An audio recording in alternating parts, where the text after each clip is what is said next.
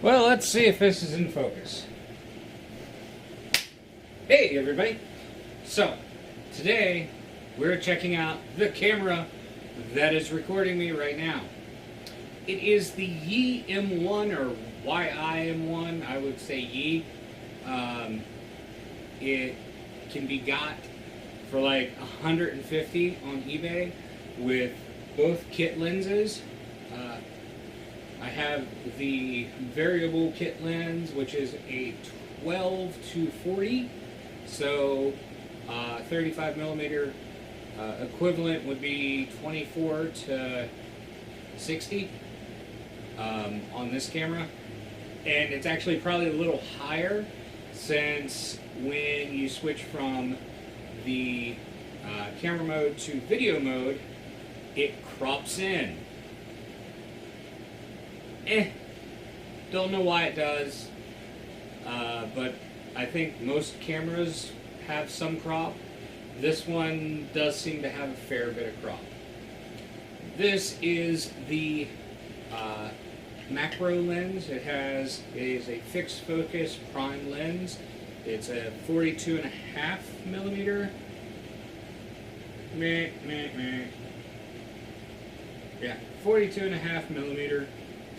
And it has a switch on the side for normal and macro. I do like this lens. It does seem to produce pretty good photos. If I remember, I will put a picture of a caterpillar up here and maybe some pictures of the landscape. Anyways, the camera is very, very basic, but if you're getting into filming and want a jumping point that isn't, $600, then this isn't a bad camera to think about. I've never used the audio on this camera, so I really hope it's not terrible. Let's switch to a camera that I know, and we'll talk about that one more. Okay, so let's take a look at the... Okay, so let's take a look at the camera itself. Its physical aspects are tiny. Diminutive. That's the word I want. Let's see. Wrong way. That way. One more. There we go. So, first off, the camera itself. That is it. It is about the same size as a traditional point-and-shoot camera with no lens attached.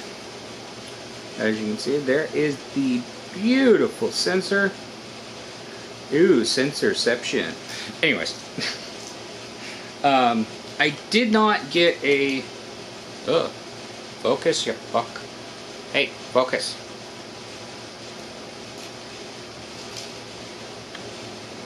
Hey. I don't know why, it just... Anyways, so it is very diminutive. On the back, we have a touchy-feely screen with two buttons. A review your stuff button and a circle, which is like cancel. Let's twine it on. I do like the power switch. It is this little, like, slide back and forth thing. I do like that. Okay. Circle. Oh yeah, circle changes the focal majigger.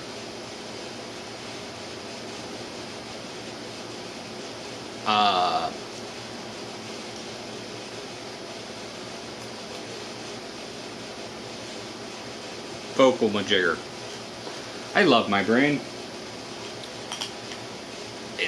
how many focal points it is, and if it's continuous or not continuous.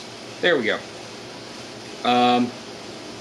We have playback mode, which you can't see because it's too bright. There is a microphone over here on this side. I do not see a microphone on the front. I will include the mic audio from both of these cameras. My Panasonic Lumix G7 and this little guy. On this side we have a flippy screen, or flippy panel that has USB, micro, yeah, you can't see in there, micro USB, SD card slot, and micro HDMI. There is also symbols on the door. Let's see, on top we have a hot shoe, it looks like, so it's not just a cold shoe. We also have some dials, so when you're in a mode that allows for changing of settings, this is how you change it, and you can tap on whatever setting you want and then changey. On the top here we have shutter speed, aperture, program, fully automatic, so you can't change a damn thing. C, I have no idea. S, got me. And panoramic, along with manual. Manual, you can change pretty much everything. So the one thing I'm not a terribly big fan of is the menu. So here's your regular, and to get to the menu you swipe, and then here's your menu, and you can swipe up and down to get all the settings. Okay? Some of the settings are grayed out. So normally HDR is grayed out for me. The reason being is I normally have this set into the RAW and large JPEG setting, and if you have it set that way, you cannot use HDR. I guess it doesn't have the processing power, or it's just I'm expecting too much. I don't know. I would expect this to keep focus. Anyways, this does have focus peaking, which is nice, and it works fairly well. It does have interchangeable batteries, because at first I didn't think this had interchangeable batteries, and I was like, well, I don't know if I want it, but let me get into why I bought it. I bought it because it records 4K. The other reason, it was cheap. I paid I'm going to pay, total I'll pay $575. But there's a reason. So that reason is I got this lens, which is the kit lens, the 12 to 40. I got this lens, which is the 42.5 fixed, and I got this bad boy, the Lumix big ass 100 to 300 lens. So if you know lenses, this big boy goes for $650 to $550 on Amazon, depending on what model you get. This one is the $650. Again, I paid $575 for the entire kit. But there's one more thing. I don't have it yet, so right now I've only paid $500. The thing I don't have is the 25mm locked fixed focus, whatever, prime lens that Panasonic makes, which I'm getting for $75, which goes for about $150 on Amazon, so about half off brand new. And This lens, the 100-300, looks, feels brand new. So I'm gonna just say brand new. It's brand new to me. Plus I got micro HDMI to HDMI, 2 extra batteries, 2 tripods, a camera, a really nice little tiny camera bag, a camera strap, actually 2 camera straps. There's probably more that I'm forgetting. Either way, I got like, I would feel I got something like $800-900 for 5, and then I'm going to give them another $75 for that lens. So yeah. Anyways, that was my deal I got.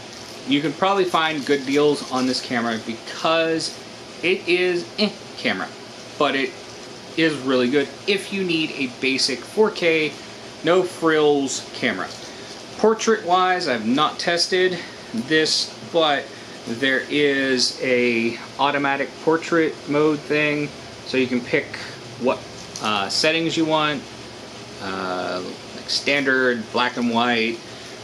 There is a phone app. The phone app is garbage. Big, well actually it's tiny, but big pile of garbage. The live viewfinder feature is terrible. The one for the Panasonic works amazing.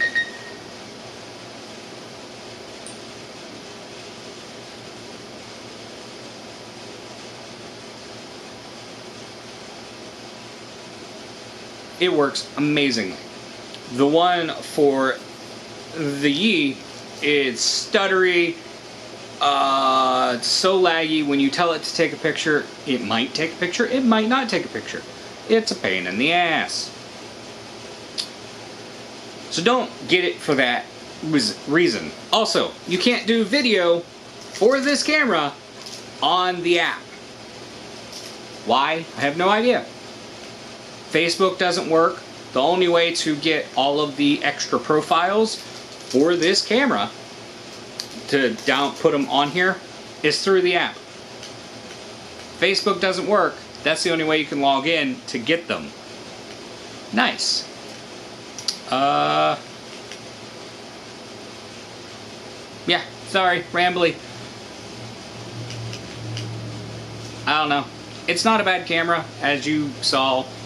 The audio might be not the greatest, but for a multi-camera shoot where you're using the audio from one of the cameras, this won't be that bad. For shooting small films, personal projects, that kind of deal, it should be fine. Mainly wanted 4K, good 4K video, and it does seem to provide pretty good 4K video. Sorry, it's so rambly and stuff. I don't know.